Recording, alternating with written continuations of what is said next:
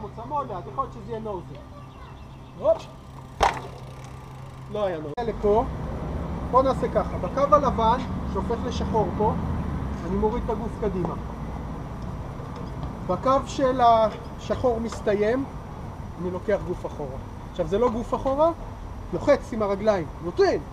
ואז האופניים ימשיכו את הקו של הדרופ. תמיד בדרופים וקיקרים צריך לנסות לדמיין איך אני ממשיך את הקו של האלמנט ונוחת עם שני הגלגלים.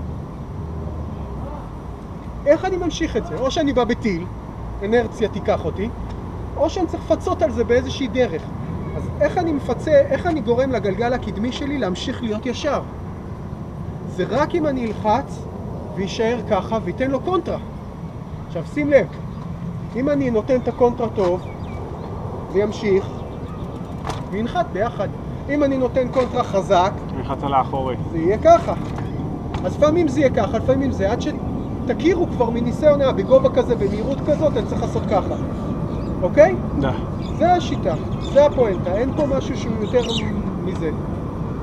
עכשיו, מעבר לזה יש אלמנטים שהם נגיד עם פליטה ויכול לתפוס לך את האחורי או משהו, צריך לשים לב לזה.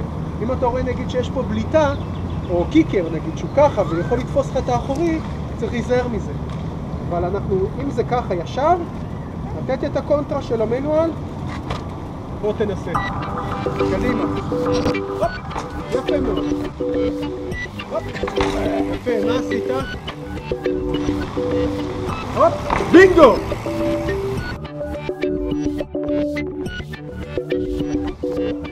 הופ, תחזור עם הרצפה. יפה.